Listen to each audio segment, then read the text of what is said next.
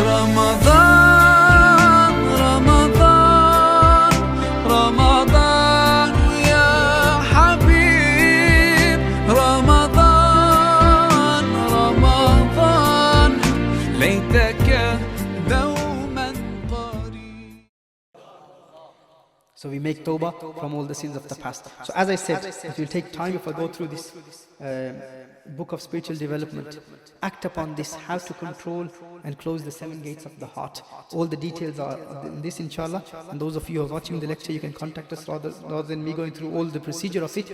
There are certain things every day you make tawbah. If you break the tawbah, then if you break the tazkiyah, then you have to give sadaqah in the path of Allah Jalla wa Ala. Meaning if you're working on your tawbah and then after 20 days you break the tazkiyah of your eyes, then you have to give sadaqah in the path of Allah. You have to give money in the path of Allah, or anything that you like. Give it to your local masjid or poor people.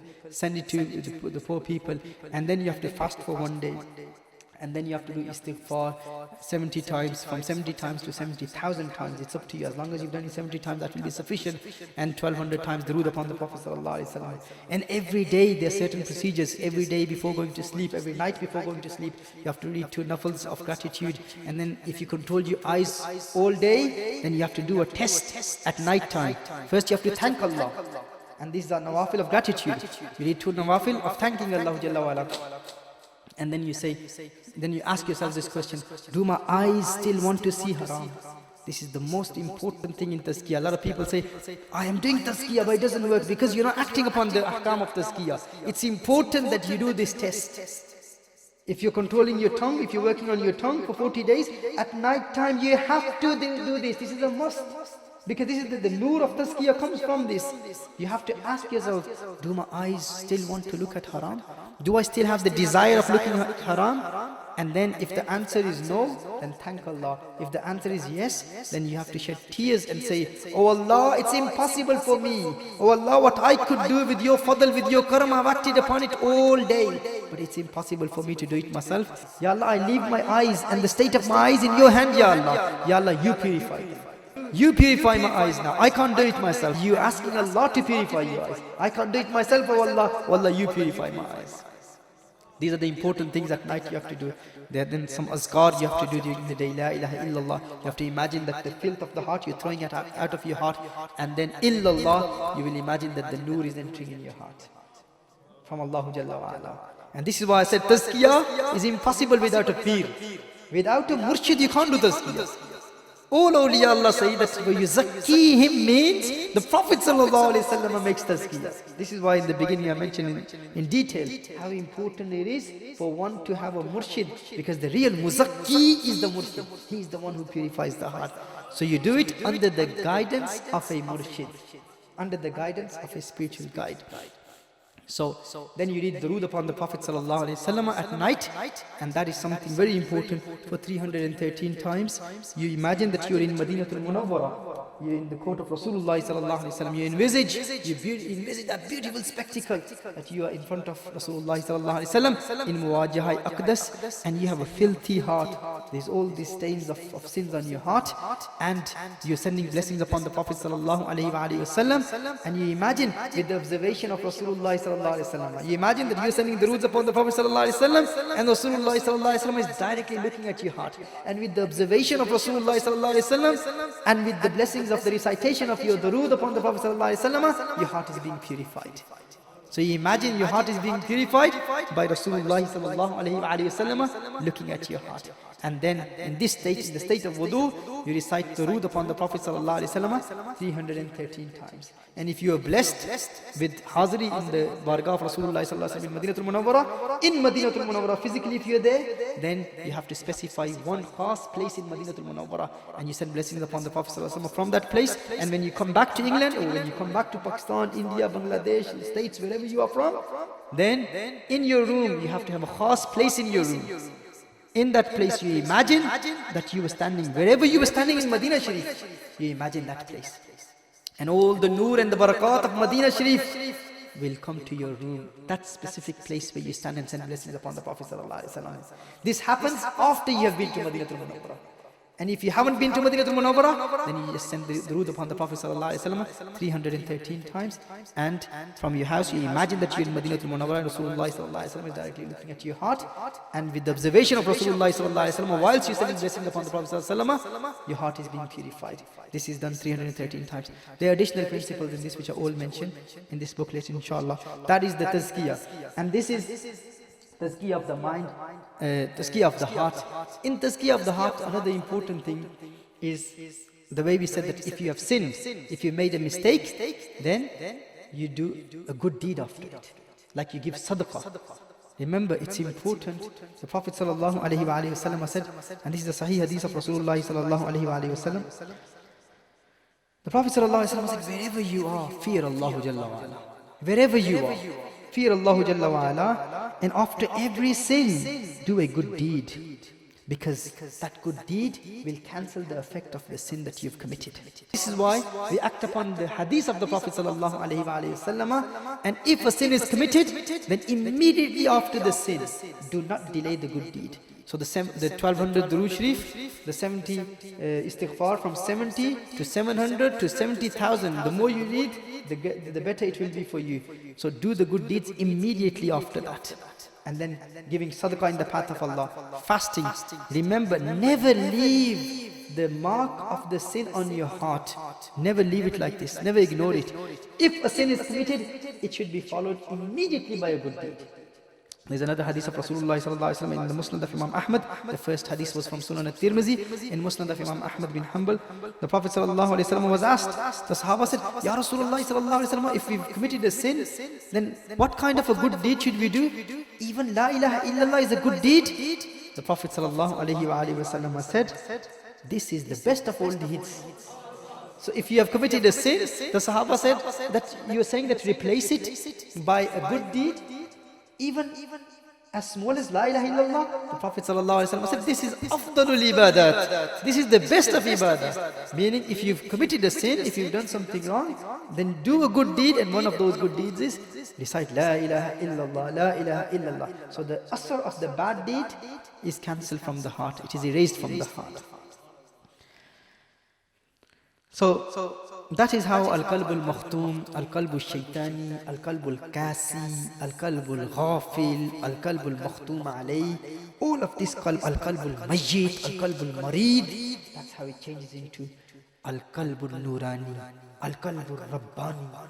It changes into Nafs Mutmainna, and that Nafs Mutmainna, that satisfies Nafs, which Allah Jalla wa Ala says, Irji'i ila rabbiki radiyatan mardiyya. Return back to Allah Jalla wa Ala in a state that you are pleased with Allah and Allah is pleased with you. That's how the state of the heart changes. That is the tazkiyah. So then there are many other teachings of tazkiyah which, as I said, that they are mentioned in the book. After this, the second point in training is to fall in love with ibadah, to have true love for ibadah. Now, how do you do that? I told you one thing is that Imam Mujahid rahimahullah says, how do you fall in love with Allah Jalla wa Ala? He says, act upon one thing. Stop looking at that which Allah dislikes. Stop looking at that, and you will have the love of Allah in your heart. Do you want to? Everyone, do you want to feel the nur in your heart for the love of Allah Jalla wa Ala? Do you want to fall in love with Allah Jalla wa Ala? Imam Mujahid rahimahullah gives a solution. He says, don't worry about it. Just do one thing. Stop looking at that which Allah dislikes. You will fall in love with Allah Jalla wa Ala. That's a simple thing mentioned by Imam Mujahid rahimahullah. And the second thing the Prophet sallallahu alaihi wasallam said, if a person looks at a woman, a ghair mahram woman, unintentionally, and then after that the second time he doesn't raise his eyes, he lowers his gaze, he doesn't look at her, Rasulullah sallallahu alaihi wasallam said, the benefit of this is, with the blessings of this practice, Allah Jalla wa Ala will bless him with sweetness in his ibadah. So if you can't concentrate in ibadah, then act upon this, inshallah ta'ala, you will gain nur in your ibadah. You will shed tears in your ibadah. You will recite Quran, and you will be shedding tears in the recitation of the Quran. And I want everyone to practice this. I want to do that once when shaitan attacks you, you're on the road, or you're watching a movie, which you shouldn't be doing in the first place. But if you sit in the room and others are watching a movie, and you just walk past and suddenly your eyes look at something which is haram, do not raise your eyes the second time. Just lower your gaze, do not look at that. Just ask your heart after that. Ask your heart, you will feel the nur. You will feel that the nur has started to enter your heart. That's a general thing. And then within ibadat, how to enjoy your ibadat also is mentioned in Kanzul Huda, the spiritual development book. There are 6 points, and in which we mentioned that there is the physical form of ibadah, and then there is a spiritual form of ibadah. In your namaz, there are certain things that you do. First, you learn the tajweed and fiqh of ibadah, and then the ruh of ibadah is to act upon 6 necessary things, and one is to believe that this is the last prayer of your life. When you pray your Zuhr prayer, imagine that this is the last prayer of my life. And persuade yourself that this is the last prayer of my life. When you will do that, then you will concentrate in your ibadah. And the second thing is that the hadith of Ihsan, hadith of Jibreel, which is Sunnah. What do you call it? Sunnah, hadith of Jibreel. In that the Prophet ﷺ said that the ibadah, ihsan, is that you worship Allah as though you can see Him. And if you can't gain that maqam, then imagine that He can see you. Yes? And our Sufiya say, we should work on the first one. We can't see Allah Jalla wa Ala, but we can see the name of Allah Jalla wa Ala. So during the ibadah, think of the name of Allah Jalla wa Ala. And keep reminding yourself that Allah Jalla wa Ala is watching me. Allah can see me. So this is the taqwa of Ramadan. You're working on it in Ramadan. When you're not praying, and then when you're praying, then even in this, you're constantly reminding yourself that Allah Jalla wa Ala is seeing me. Allah is watching me. Allah is observing my state. And how do you see Allah in your prayer? Imagine the name of Allah Jalla wa Ala. So what is the first thing? To imagine that this is the last prayer of my life. If your doctor tells you, if your physician tells you that you will die after 3 hours and that's the last prayer of your life, imagine the level of concentration you will have in that prayer. If people are talking, watching movies, playing football, watching cricket, no matter what is happening, you will leave them to their state. You will say, this is my last opportunity to persuade Allah Jalla wa Ala. This is my last opportunity to have all the sins forgiven. These people will be in dunya, I will be in my qabr tonight. If you know that this is the last prayer of your life. And imagine the person who in every prayer reminds himself that this is the last prayer of my life. He will have concentration in that prayer. That's the second principle of the ruh of ibadah, these are internal things. And the third thing, in ibadah, when you're worshipping Allah Jalla wa Ala, the third thing is to learn. In fact, the first one should be translation of salah. What's the first principle? Everyone should learn the translation of salah. That's coming in the tilawat of Quran principle. So the first is to learn the translation of salah. Second, last prayer of my life. Because if you know the translation of salah, then you will be communicating with Allah Jalla wa Ala. Because you will know, you will be thinking about what you're saying. You're reading At-Tahiyyatu Lillahi wa Salawatu for such a long time, but you do not know what you're saying to Allah Jalla wa Ala. You're reading Allahumma Salli Ala, but you do not know what you're saying to Allah Jalla wa Ala. So it's important that we make niyyah, inshallah, in the month of Ramadan. We will learn the translation of salah. So first, translation of salah. Second, last prayer of my life. Third, looking at the name of Allah Jalla wa Ala. Fourth, you imagine that anwar and tajalliyat, they're descending from the heavens. The Prophet ﷺ says, when a person is praying, the angels of Allah descend from the heavens, and they surround the person from his feet all around his body to the heavens. All these angels and all this anwar and light is coming from the heavens. So you imagine that for my prayer, for this ibadah, angels are descending from the heavens and I'm thinking about dunya. So constantly remind yourselves about this in the prayer. What is that? How many points? 4. What's the first one? Translation. Second, last prayer of my life. Third, name of Allah. Fourth, nur descending, angels descending. And the fifth one is that you imagine that you're standing on Pul Sirat, that each and every one of us has to cross. Pul Sirat, thinner than a hair, sharper than a sword. Imagine that you're standing on Pul Sirat. As soon as your mind slips, meaning you start thinking about dunya, you will fall in hellfire. On your right hand side is Jannah, on your left hand side is Jahannam. Above your head is the angel of death. In front of you is Ka'batullah. And the doors of the Ma'rifah of Allah open. So you imagine that. So you think about one thing. If Satan makes you think about something else about dunya, then you move on to the second thing, then the third point, then the fourth point, then the fifth point, like that. Keep changing. And if you can focus on one thing, then that will be sufficient. If you can, some people just enjoy thinking about the name of Allah. Some people just enjoy thinking about this is the last prayer of their life. Some people only think about the translation of salah. So if you can focus on any point, work on that. And if you keep changing, that's fine. And the sixth point is to think that this is the prayer of the Prophet sallallahu alaihi wasallam. To imagine the salah of Rasulullah sallallahu alaihi wasallam. To think about the salah of Rasulullah sallallahu alaihi wasallam. That is how you attain concentration in your ibadah. And if you start worshipping Allah Jalla wa Ala like this, and also follow the additional principles that I mentioned in this, and the 20 principles that we have given, if you act upon them, then inshallah there will come a time when you will fall in love with the prayer. And I always say this, the way you feel hungry and thirsty every day, you cannot sleep without drinking water, you cannot sleep without eating. There will come a time, if you start acting upon these principles, there will come a time that you will feel hungry for the prayer. You will feel thirsty for the prayer. You will fall in love with the prayer. The prayer will fall in love with you. The prayer actually makes dua for you. The hadith of the Prophet sallallahu alaihi wasallam. The prayer makes dua for the person who concentrates in the prayer. You know, we use the prayer to make dua in the court of Allah Jalla wa Ala. Do we or do we not? When we do dua, Ya ayyuhallazina amanu ista'inu bis-sabri was-salah. Seek help with the mediation of sabr and salah. We use the prayer to ask Allah for help. Imagine the maqam of the one for whom the prayer prays. The prayer makes dua for that person. Salah makes dua for the person. The prayer, you fall in love with the prayer. You feel hungry and thirsty for the prayer. To that extent that you would not need anyone to wake you up for Fajr. You won't need an alarm clock to wake up for Fajr. You will fall in love with the prayer to that extent that the prayer itself will come and wake you up. Wake up, wake up. That is when you start acting upon these things. So these 6 principles are internal principles. Then there are some external principles. Internal principles, and then there are some external principles. When you are not praying, you have to keep reminding yourselves of salah. Keep reminding yourselves about the prayer. Meaning, you're at your workplace, think about salah. Your mind is constantly thinking about salah. That is something that gives you concentration in the prayer. And the Prophet sallallahu alaihi wasallam said, "Intizarus salah." The time when you're waiting for your prayer, it itself is salah.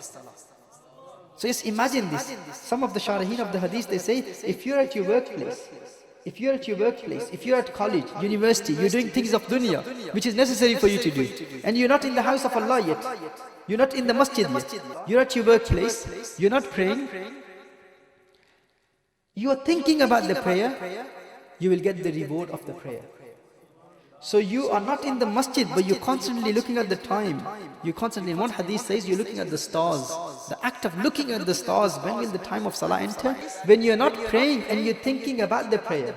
You're not in the state of salah, and you're thinking about salah, and then when you come to the house of Allah after that, you will feel as if you have left one prayer and you've entered another prayer. Because you were already in the state of prayer when you were in your workplace. You were in college, university, in dunya, and then you were thinking about salah. Then when you will come to the masjid, you will feel that you left one prayer and you've come to another prayer. That is what will give you concentration. Ramadan, Ramadan, Ramadan, ya Habib. सल्लल्लाहु अलैहि मुहम्मद नबी उम्मी व अला आलिहि व सहबिहि व बारिक व सल्लम अलैहि। मोहतरम अहिब्बा, आज का खुसूसी वजीफ़ा, आज का रमज़ान गिफ्ट, आज के एपिसोड के बाद जो आपकी बारगाह में पेश किया जा रहा है, ये इस्तिखारा का विर्द है। ये आपको ज़िंदगी में हमेशा काम आएगा।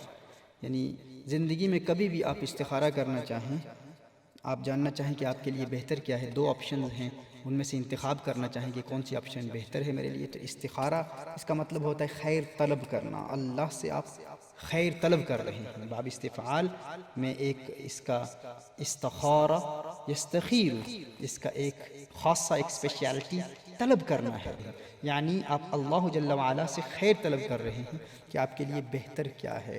तो इस हवाले से अक्सर हम लोगों के पास जाते हैं, बुज़ुर्गों के पास जाते हैं, उलमा के पास जाते हैं, ये भी एक अच्छा अमल है। लेकिन एक आपका अपना ताल्लुक़ भी अल्लाह जल्ल व अला से है। अगर आप इस्तिखारा करना चाहते हैं तो एक इस्तिखारे का आसान अमल आपकी बारगाह में पेश करता हूँ।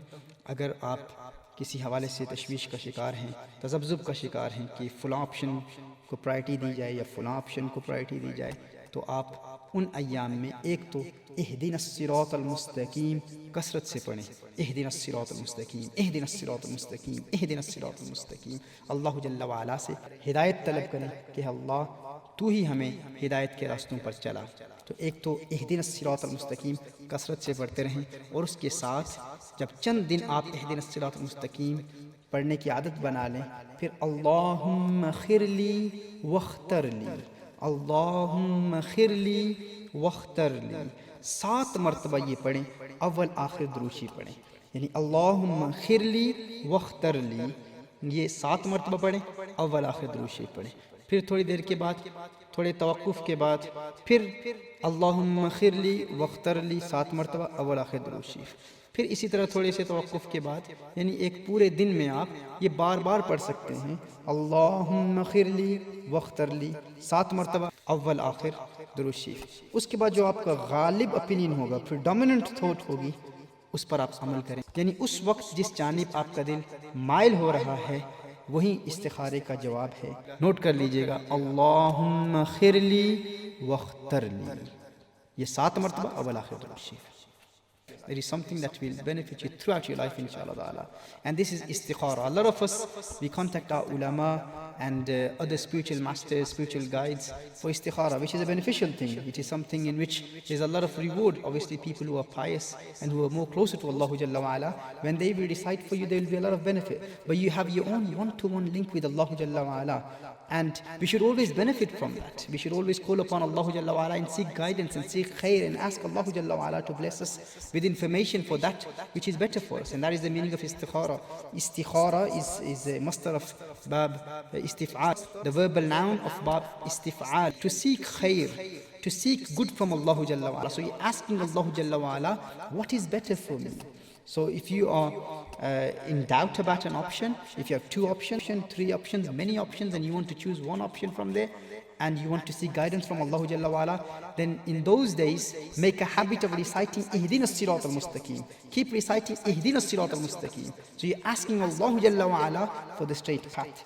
So keep reciting Ihdina as-Sirat al-Mustaqim, and then after some days of Ihdina as-Sirat al-Mustaqim, after some days of recitation of Ihdina as-Sirat al-Mustaqim, then you recite Allahumma khirli wakhtarli 7 times. Allahumma khirli wakhtarli 7 times, and you send blessings, salutations upon Rasulullah sallallahu alaihi wasallam before and after it. And then after a break, then after some time, once again start that. Send blessings upon the Prophet sallallahu alaihi wasallam 7 times, Allahumma khirli wakhtarli. Then send durood upon the Prophet sallallahu alaihi wasallam. Then after another break, then after that start again, and keep doing that throughout the day. And you can do that after the prayers, after Fajr, after Zuhr, after Asr, after Maghrib, after Isha. And then after that, whatever your predominant opinion is, if your heart is inclined towards one thing, whatever your heart is inclined towards, then that is the answer in the istikhara.